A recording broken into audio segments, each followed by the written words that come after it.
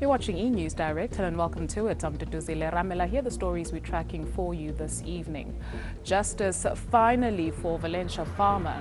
This man, the last of the gang to answer for her brutal rape and murder. Suspended National Police Commissioner Riah Phiyega could face charges for her role in the Marikana Massacre. And of course, you can have a say on any of our stories. Do find us on Twitter and Facebook. That's at eNews Direct. The hashtags this evening, Phiyega and FW de Klerk. But first, we start with this. A police detective has made good on a promise he made to a dying girl 16 years ago. Cape Town teen Valencia Farmer was brutally gang raped. Now, before she died, she was able to indicate who her 4 attackers were. 3 were convicted of her murder, and now finally, the 4th is behind bars. In 1999, 14-year-old Valencia Farmer was stabbed 52 times, gang raped, and her throat was slit. She was left for dead in this derelict house, but she crawled to the road for help. That night, a young detective, Eddie Clark, went to visit her in the hospital's ICU. When he named 4 suspects, she responded violently. Moments later, she died. In 2001, 3 of those men were convicted of Valencia's murder. 1 was set free.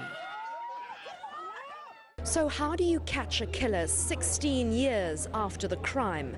Well, Detective Eddie Clark says one of the men convicted of Farmer's rape and murder recently applied for parole and named Mos Def as playing a role. Clark decided to track Mos Def down and knocked on his front door. I actually got a scene that he was waiting for me. I can't explain it, but it was as if he was waiting, and he told me that this has been haunting him since he was part of this gruesome murder. Now Detective Clark is bringing Valencia's mother, Sylvia, to court for a final round of justice. Mos Def pleaded guilty to the rape and murder, admitting Valencia died a very painful and slow death. He's been sentenced to 23 years for each crime, and his name will be added to the child sex offenders list. To forgive is nothing. Forgetting is what's hard, but time will heal.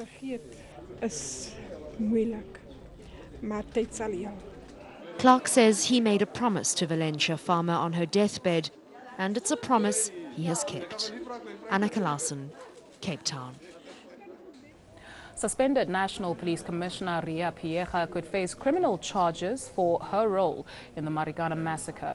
Police watchdog IPID has made the recommendation to the National Prosecuting Authority. It briefed Parliament's Police Committee today. The police watchdog was updating the committee on recommendations made by the Farlam Commission of Inquiry into the shootings at Marikana.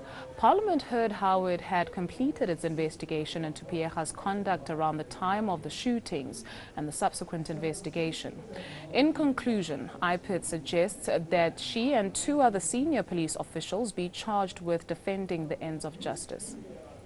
We've asked the NPA to actually craft those charges for us, because the allegations are that the information was not provided to the committee, and the charges that might be actually crafted would be defeating the ends of justice. We were asked to investigate, and after investigation, when there are formal charges that have been put, then we'll be informing the National Commissioner as to what charges are actually being put against them. Parliament opens next week, and in preparation, the Cabinet is holding a lekgotla for the next few days. The state of our economy is going to take center stage. Government says even though citizens must tighten their belts, the state will not compromise the needs of the poor. Government says it's no secret there are tough times ahead. The fall of the rand, higher interest rates, and the rising cost of keeping the lights on. Add to that the severe drought, which has seen government dip into its coffers to help farmers stay afloat. All of these are impacting on South Africans' budgets, which means the economy is going to dominate discussions as cabinet ministers are locked in talks over the next few days. The President has emphasized for a very long time now that we are operating within a very gloomy economic climate, both domestically and abroad. but there's resilience from the president and the cabinet as a whole that we're going to be weathering the storm. We're not going to be exceeding our expenditure ceiling. We're going to be living within our means. Government has promised its plans to cut costs won't affect its core commitments. We're not going to be compromising the basic needs of our people, the issues of making sure that we reduce the levels of poverty. So all those reports we're discussing here. With all these pressing issues, it looks like President Jacob Zuma has his work cut out for him ahead of next week's State of the Nation address. Bongiwe Khumalo, Pretoria. The much talked about land expropriation bill, which is aimed at speeding up land reform, is on its way to becoming law. Today it was adopted by the Public Works Committee. However, opposition parties are concerned at how the bill defines property. The United Democratic Movement questioned the state's financial ability to buy back land. The Democratic Alliance is concerned some landowners risk not being compensated, while the economic freedom fighters oppose to any compensation being paid. The bill will now be presented to the National Assembly for approval. It's mobile, it's sun-powered and contains enough computers to delight any child's heart. And if that's not enough, this mobile classroom also has the blessings of a very holy man. The Digi-Truck, which aims to drive right over the digital divide, was unveiled in Cape Town today. The arch unveiling the 20-seater Digi-Truck, a mobile classroom fitted with donated old computers. It's solar-powered and is ideal for areas where there is no electricity. The venture is a collaborative effort between an international technology company and NGO Close the Gap. All of this is an ecosystem on its own, so it can be used to really make a difference in regions and in communities where usually this kind of technology is not available. The Digi-Truck took about 2 months to build at a cost of over 1 million rand. It will be handed over to Langa-based NGO Brothers for All in the next few days. Brothers for All founder Sikhya Chabala says it's exactly what they need.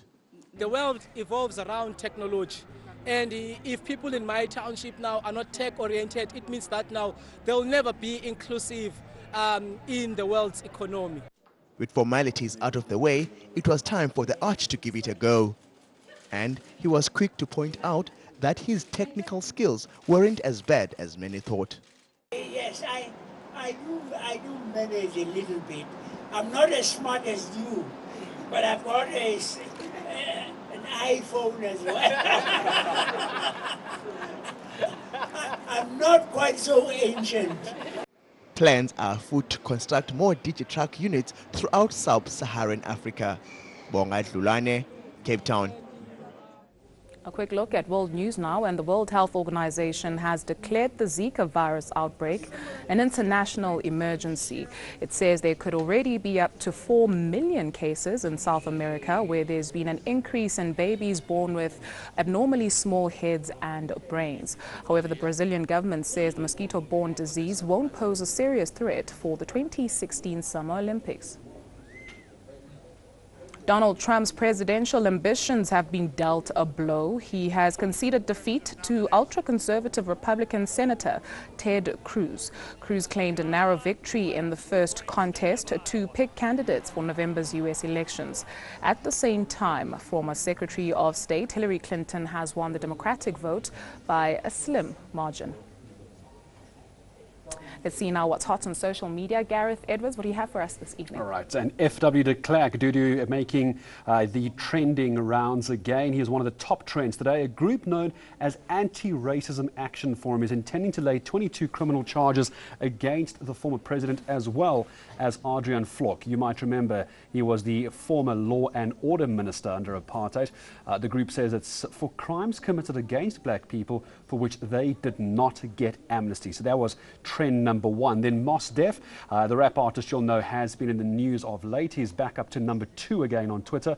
He and his family are going to be allowed to stay in the country just a little bit longer. To remind you, the artist is facing charges under the Immigration Act after trying to leave and live in the country illegally. That case has now been postponed to next month. All of these stories, of course, you can always find on our Facebook and Twitter accounts. All you have to do is go and look for eNews Direct. But if you aren't on social media, A, why aren't you? But then B, you can go to our website. It's enca.com/direct. There you can get all these stories and also catch up on anything that you've missed here on eNews Direct. Welcome back. Money Matters now. And South Africa will narrowly escape a recession in 2016. That's according to the World Bank, the latest institution to downgrade the country's growth prospects for the year. The bank sees local economic expansion averaging 0.8%. This is down from an earlier estimate of 1.4%. The weak growth is influenced by low commodity prices as a result of China's continued drawdown, and the drought has reportedly pushed around 50,000 people into poverty. The World Bank says South Africa must improve its competitiveness, grow at an average of 7% from 2018, reduce poverty and double incomes. The Competition Commission is assessing the proposed merger between the Gupta-owned Tegeta Exploration and Optimum Coal. As an affected party, the National Union of Mine Workers has also submitted concerns about the deal. Tegeta has bought the Optimum operations from mining giant Glencore for just over 2 billion rand. The company plans to supply coal to Eskom's Hendrina power station in Mpumalanga. However, NUM wants the 600 employees who've been retrenched to be reinstated. Right, let's see how the markets performed today.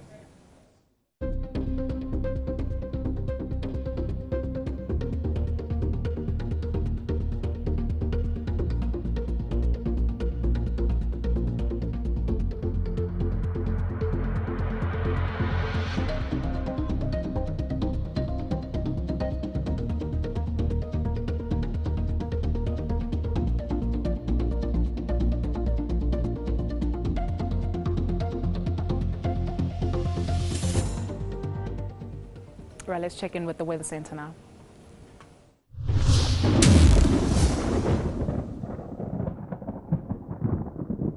Hello and welcome to the Weather Center. We have a cold front that is set to hit our shores tonight, and on Wednesday the cold front brings us more rain and cooler temperatures for the southern parts of the Western and Eastern Cape provinces, with localized flooding possible around the Garden Route. The rest of South Africa is going to see isolated to scattered thunderstorms, particularly in the areas highlighted here, with heavy rains possible across the southeastern parts of the Eastern Cape. Now in KwaZulu-Natal we are going to have partly cloudy skies giving us isolated thunder showers, but the showers could be severe over the northwestern areas. It's going to stay hot for Lundi, shooting to 40 degrees. Cooler temperatures are forecast for the rest of the province. We are going to have a fairly heavy thunderstorms in the Eastern Cape for the southeastern sections. Rainy weather is forecast for Grahamstown, Port Elizabeth and Port Alfred, where temperatures will reach the lower end mid-20s.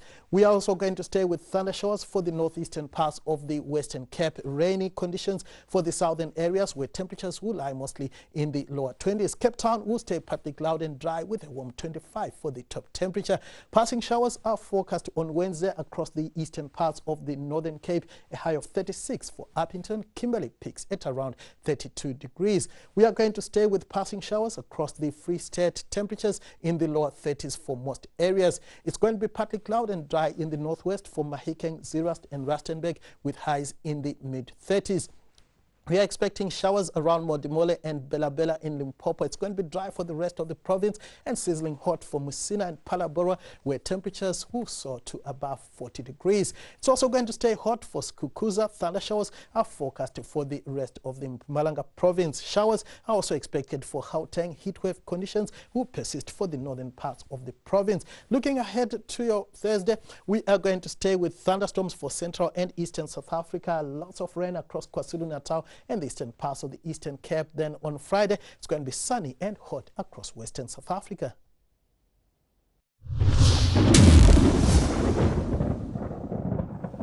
After the break, the family of US rapper Mos Def gets a temporary reprieve to stay longer in South Africa.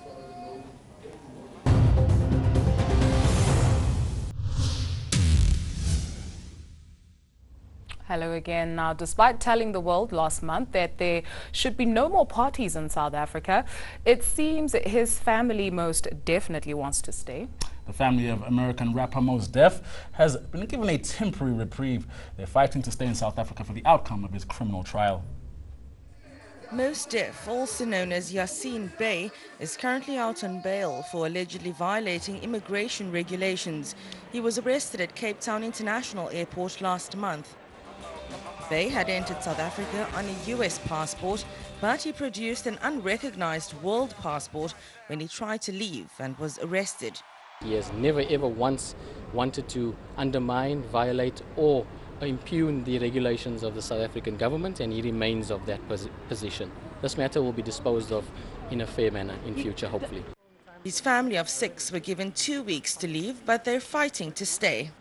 We brought an application to extend their stay whilst Yassine Bey's matter is dealt with in whichever way it does have an outcome. So we're asking the court to allow them as a family to stay together and leave together if and when the matter is disposed of. The family's case has been postponed to the 17th of February, while Bey is expected back on the 8th of March. He's on holiday, he's doing nothing, he's enjoying his time with his family, and that's exactly why he's here in South Africa. Leanne Jansen, Cape Town.